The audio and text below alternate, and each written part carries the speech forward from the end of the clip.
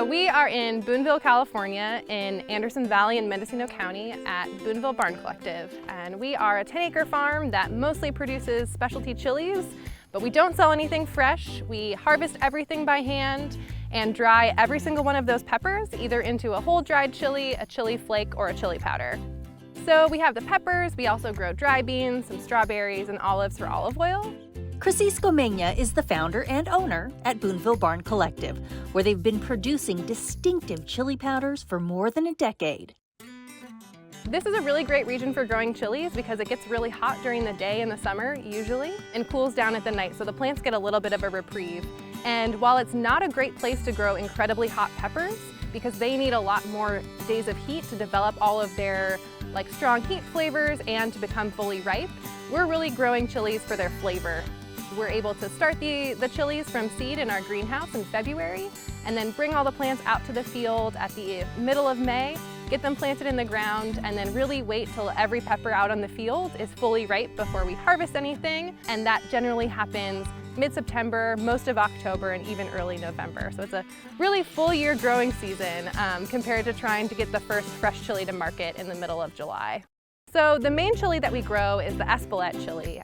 It's originally from France, the Basque region of France, and it's used for Piment d'Espelette chili powder.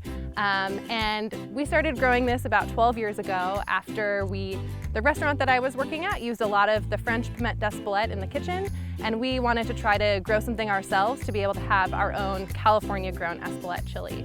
So we got some seeds, started growing it, and 12 years later we've made a full business out of it. Since these peppers are California grown, they were given a local moniker. We call our chili powder Piment de Ville as being the pepper of Boonville. And Espelette chili powder is a little sweet, a little spicy, and you can think about it really as an all-purpose chili that's going to add a lot of good flavor and bottom notes to the dishes that you're making instead of a high heat on the top of something. So we use it in place of black pepper. We use it on anything that we're going to add salt to. You can use it in sweet applications, savory applications. It's a really good all-purpose chili that is getting more popular with home cooks, which we love, and it's also a really popular chili powder for chefs to use across the country. We started with 15 plants, and at our peak we've had I think about 70,000 Espelette chili plants in the ground, which it's a lot. It's a lot of peppers to be harvesting. It's a fun thing to grow. It's also hard to grow something that a lot of people don't necessarily know about. Folks are used to having cayenne chili powder and paprika in their spice drawers and might not be so familiar with more specialty chilies with different names from different countries. One of the secret ingredients in Boonville's spice success is the farm's foreman. Yeah, it'll be nice to harvest these. So Nacho Flores has worked with us from the start. When we first got the seeds, we asked Nacho, hey Nacho, can you grow these peppers for us? And he said, of course I can grow chilies. I grew up growing chilies and corn. This is easy for me. And so he came into the kitchen one day in September with a big bus tub full of fresh peppers and was like, all right, Chrissy, I did my job. What happens next? And so then I got to learn through a lot of trial and error the best ways to dry peppers, the best ways to grind them. And it's been a learning experience for the 12 years.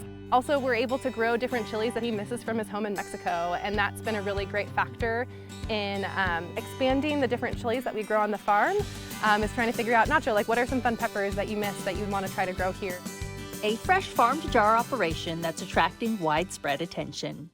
We start that seed in our greenhouse, bring the plants out here, grow the chilies, and then we harvest everything, bring them back up to their greenhouse that we're able to use throughout the year. And the chilies dry in the greenhouse for a while. We take out all the seeds and stems, put them in our dehydrator, and then we're able to grind all the chilies when they're ready.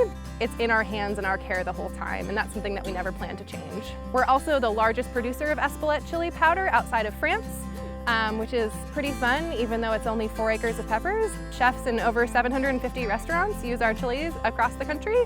Whenever people hear that we grow chilies, they're always like, what's the hottest pepper you grow? And I'm like, we don't actually grow hot chilies. Some of them are spicier, but chilies really are beautiful for the flavor that they can add to different dishes. And so specifically the Espelette chili, whenever people are like, oh, this isn't very hot, I'm like, no, it's not supposed to be hot. It's flavorful, and you can taste the beautiful flavor in it, but you're not gonna get a lot of high heat.